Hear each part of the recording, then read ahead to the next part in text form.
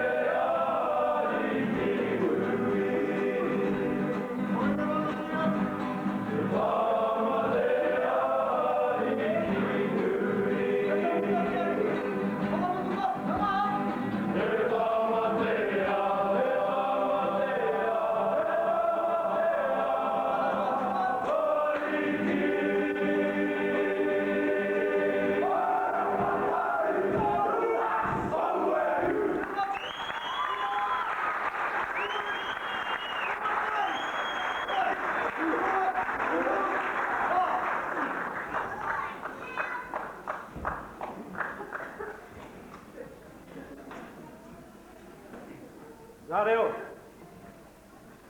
ngā waka, ngā kārangarangatanga maha, ko tatu mai nei I tēnei rā. Tēnei te mihi aroha ki a koutou, tēnā koutou, tēnā koutou, tēnā koutou. E tautoko ana, ngā mihi,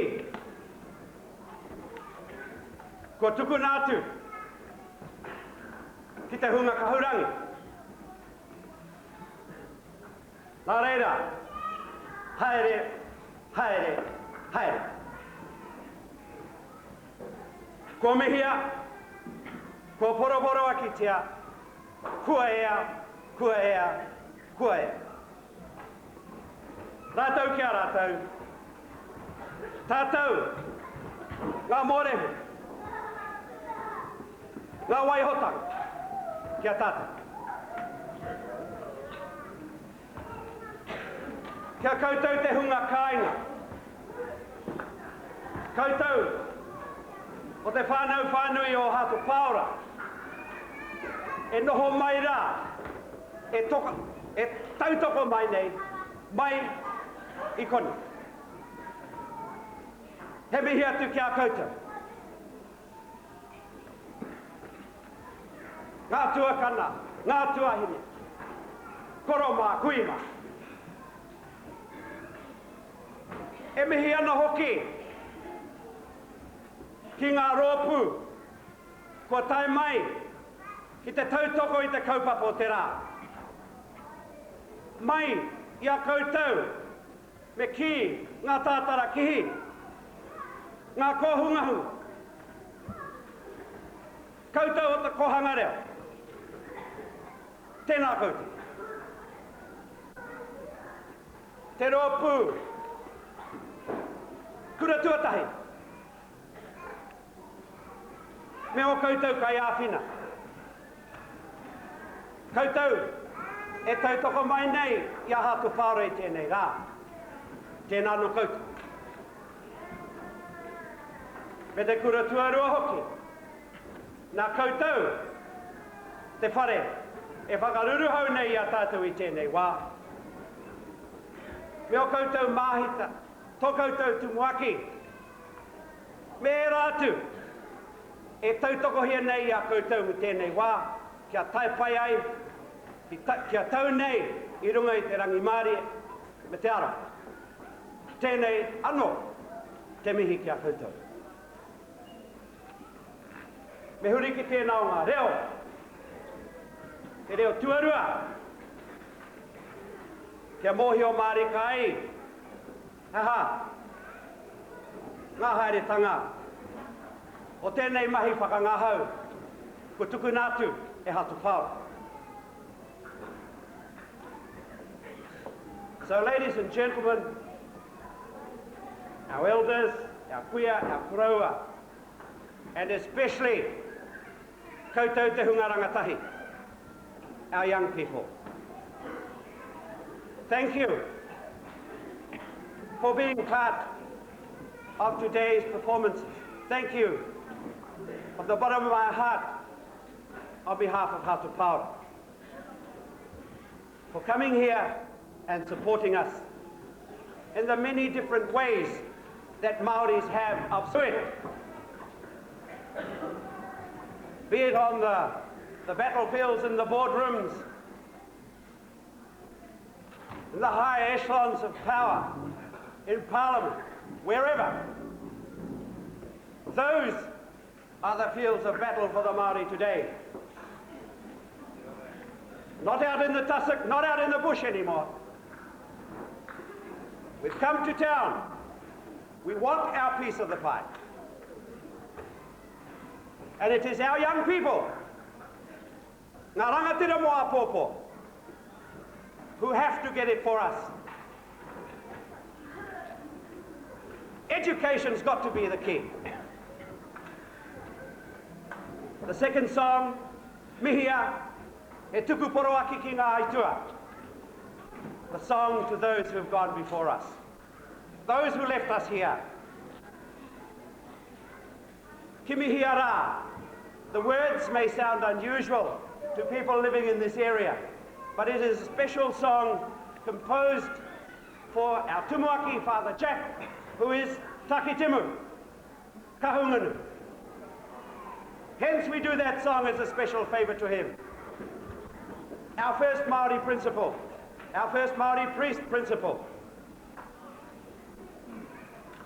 The following items will be, firstly, e whiti e tohu. Last year the boys toured the Taranaki, the Bay of Plenty area. A song was composed especially for that occasion to recognise